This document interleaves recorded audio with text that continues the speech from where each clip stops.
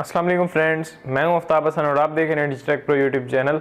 तो आज हमारा एडोब प्रीमियर प्रो के अंदर जो टॉपिक है वो है एडजस्टमेंट लेयर। एडजस्टमेंट लेयर को आप किस तरह से यूज़ कर सकते हैं, मैं आपको बता देता हूँ एडजस्टमेंट लेयर होती क्या है, किस तरह से इसको यूज़ करेंगे वो हम आज देखने वाले हैं इस वीडियो के अंदर। एडजस्टमेंट लेयर वो होती है अगर आपके पास आपकी टाइमलाइन के अंदर मल्टीपल क्लिप्स हैं और आप उनके ऊपर for example black and white effect लगाना चाह रहे हैं, यानी उनको सबको ब्लैक एंड वाइट करना चाह रहे हैं। तो ये नहीं कि आप इफेक्ट्स के अंदर जाके ब्लैक एंड वाइट को बारी बारी से उनके ऊपर ड्रॉप करेंगे। अगर आपके पास 10 क्लिप हैं तो 10 बार करेंगे, ऐसा नहीं है। उसके लिए आप करते हैं एडजस्टमेंट ले लेते हैं, या तो आप एक ऑप्शन आपके पास ये है कि आप उनको सब क्लिप्स को सिलेक्ट करके नेस्ट कर दें। नेस्ट किस तरह से करना है वो भी हम वीडियोस के अंदर देखेंगे। एक तो आप नेस्ट कर सकते हैं, इससे क्या होता है आपके तमाम क्लिप्स जो मल्टीपल क्लिप्स होते हैं वो कंबाइन हो जाते हैं एक क्लिप के अंदर और उनके ऊपर आप लगा सकते हैं। एक तो इस तरह से कर सकते हैं, लेकिन अगर आप अपने फुटेजेस को नेस्ट नहीं करना चाह रहे हैं, यानी उनको आप अलग अलग ही रखना चाह रहे हैं, तो आप किस तरह से उसके ऊपर इफेक्ट लगाएंगे। इंडिविजुअली तो हम लगाएंगे तो बहुत ज़्यादा टाइम हमारा वेस्ट होगा, इसलिए हम यूज़ करते हैं एडजस्टमेंट लेयर को। एडजस्टमेंट लेयर किस लिए यूज़ होती है, एडजस्टमेंट लेयर को आप मल्टीपल क्लिप्स के ऊपर स्ट्रेच कर देते हैं और उसके बाद आप जो भी इफेक्ट उस एडजस्टमेंट लेयर के ऊपर लगाते हैं वो उसी के नीचे जितने भी टाइमलाइन के अंदर मल्टीपल फुटेजेस अगर आपके हैं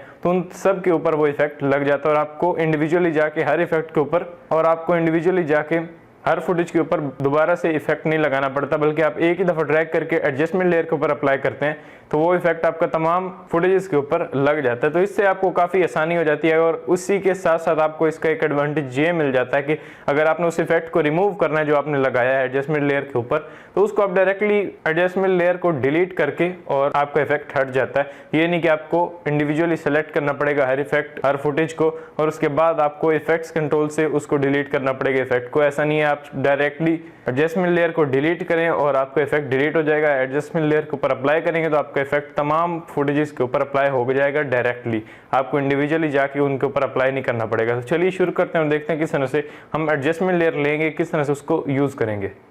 तो गाइस जैसा कि यहाँ पे आप देख सकते हैं मेरे पास प्रीमियर प्रो ओपन हो चुका है और यहाँ पे मेरे पास प्रोजेक्ट पैनल के अंदर आप देखें तो यहाँ पे मेरी वीडियो पड़ी है। इसको सिंपली मैं क्लिक करके ड्रैग करके अपनी टाइमलाइन के अंदर ड्रॉप कर देता हूँ।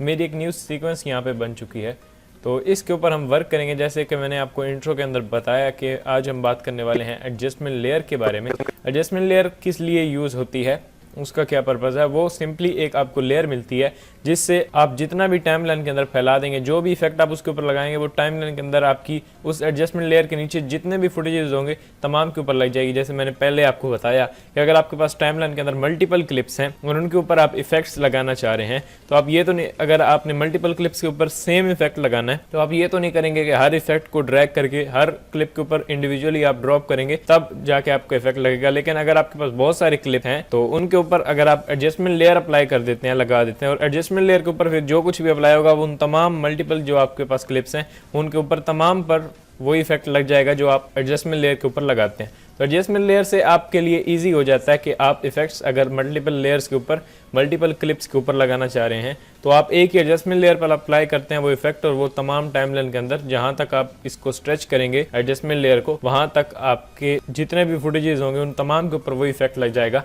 जो आप एडजस्टमेंट लेयर के ऊपर लगाएंगे।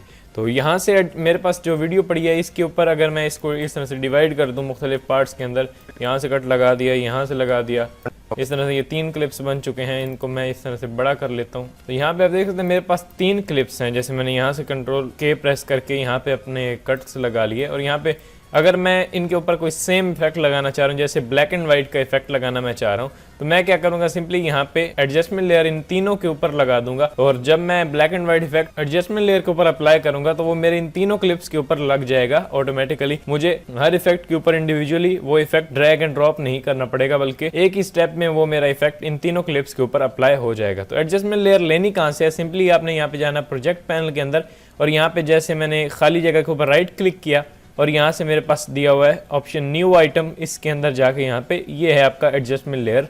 इसके ऊपर मैंने क्लिक किया तो मेरी यहाँ पे एडजस्टमेंट लेयर के जो एक पैनल है विंडो होती है वो पॉपअप हो चुकी है। तो यहाँ मुझे बता रहा है विड्थ एंड हाइट मेरा यानी फ्रेम रेट, तो मेरा फ्रेम रेट 1920x1080 है, तो ये ओके है। तो मैं इसको सिंपली यहाँ से ओके कर देता हूँ। तो हमारी एडजस्टमेंट लेयर आई कहाँ पे, तो मेरी एडजस्टमेंट लेयर कहाँ पे आएगी, तो अगर आप यहाँ पे प्रोजेक्ट पैनल के अंदर देखें तो ये जो मेरी 2 वीडियोस खड़ी हैं इसी के आगे अगर आप देखें तो ये ब्लैक सी वीडियो आ चुकी है, ये है मेरी एडजस्टमेंट लेयर। इसको मैं सिंपली क्लिक करके ड्रैग करके अपनी वीडियो के ऊपर इस तरह से टाइमलाइन में ऊपर ड्रॉप करूँगा यहाँ पे तमाम फुटेजेस के ऊपर और इस तरह से इसको स्ट्रेच कर दूंगा यहाँ से पकड़ के फुल आगे तक यहाँ तक। अब मैं एडजस्टमेंट लेयर के ऊपर जो कुछ भी करूंगा वो इन तीनों क्लिप्स के ऊपर हो रहा होगा। मुझे इंडिविजुअली इन तीनों क्लिप्स के ऊपर बार बार से कोई इफेक्ट ड्रैग एंड ड्रॉप करने की या कोई कलर करेक्शन की जरूरत नहीं पड़ेगी। जो कुछ भी मैं एडजस्टमेंट लेयर के ऊपर करूंगा वो तमाम का तमाम प्रोसेस इन तीनों क्लिप्स के ऊपर ऑटोमेटिकली होता रहेगा।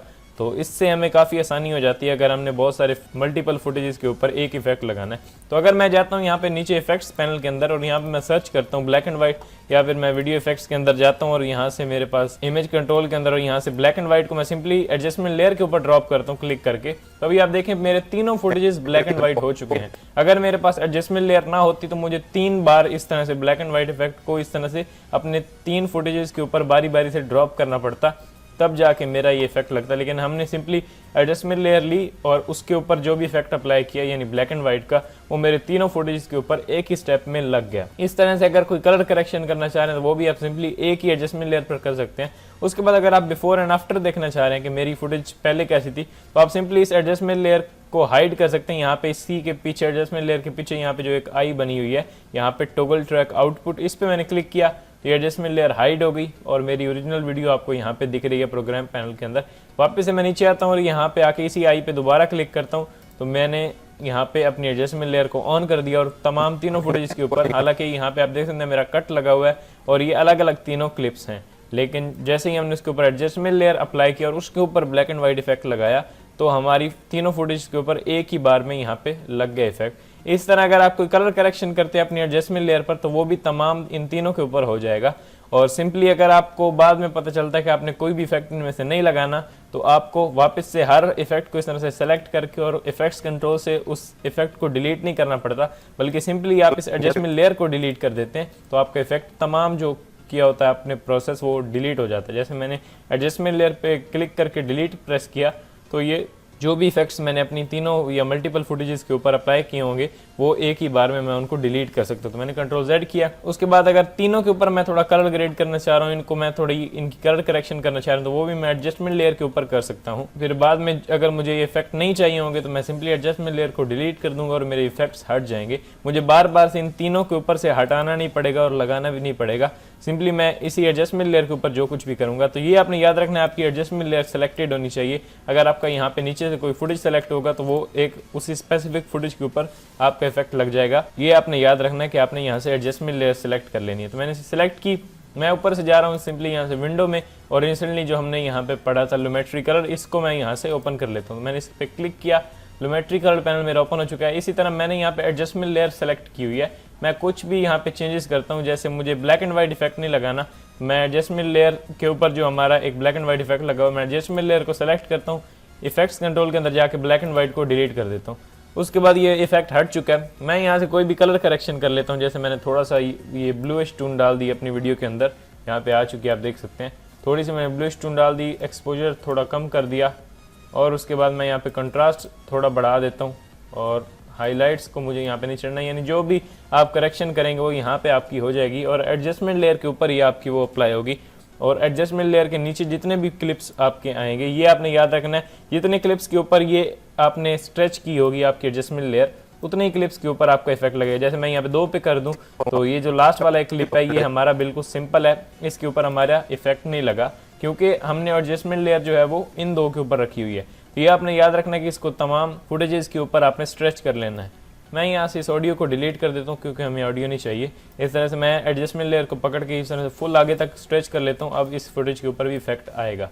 मैंने एडजस्टमेंट लेयर को सेलेक्ट किया। इस तरह से मुख्तलिफ इफेक्ट्स आप एडजस्टमेंट लेयर के ऊपर दे सकते हैं और अपने मल्टीपल क्लिप्स के ऊपर एक ही स्टेप में आप वो इफेक्ट अप्लाई कर सकते हैं। तो ये बहुत ही हेल्पफुल रहता है अगर आप कलर करेक्शन या कलर ग्रेडिंग कर रहे हैं तो आप एडजस्टमेंट लेयर ले लें। अगर आपके पास मल्टीपल क्लिप्स हैं, यहाँ पे तो 3 हैं, इन तीनों के ऊपर भी मैं ड्रॉप कर सकता हूँ, लेकिन अगर आपके पास 5 हैं, 10 हैं या 15 क्लिप्स हैं आपके यहाँ पे और मुख्तलिफ जगह पे यहाँ पे टाइमलाइन के अंदर पड़े हैं, तो उनके ऊपर सिंपली आप एक ही एडजस्टमेंट लेयर इस तरह से स्ट्रेच करें और अपना इफेक्ट आप उसके ऊपर लगा सकते हैं। उसके बाद चाहें तो अगर आपको इफेक्ट नहीं चाहिए तो आप सिंपली एडजस्टमेंट लेयर को डिलीट कर दें। आपको इंडिविजुअली जाकर हर क्लिप से वो इफेक्ट हटाना नहीं पड़ेगा, बल्कि एक ही दफ़ा जब आप एडजस्टमेंट लेयर को डिलीट करेंगे तो आपके तमाम इफेक्ट्स जो हैं वो हट जाएंगे। और इसी तरह से लगाना भी चाहेंगे मल्टीपल इफेक्ट्स आप मल्टीपल क्लिप्स के ऊपर, तो वो भी आप एक ही एडजस्टमेंट लेयर के थ्रू लगा सकते हैं। तो आई होप कि आपको एडजस्टमेंट लेयर का जो कॉन्सेप्ट है वो क्लियर हो गया होगा कि इसको किस लिए हम यूज़ करते हैं और किस तरह से यूज़ करते हैं। तो आई होप कि आपको ये वीडियो पसंद आई होगी, और अगर आपको ये वीडियो पसंद आई है तो प्लीज़ लाइक करें और अपने दोस्तों के साथ इस वीडियो को शेयर करें। और अगर अभी तक आपने चैनल को सब्सक्राइब नहीं किया तो प्लीज़ सब्सक्राइब करें ताकि आने वाली वीडियोज़ का नोटिफिकेशन आपको मिल जाए। तो मिलते हैं नेक्स्ट वीडियो में। Thanks for watching.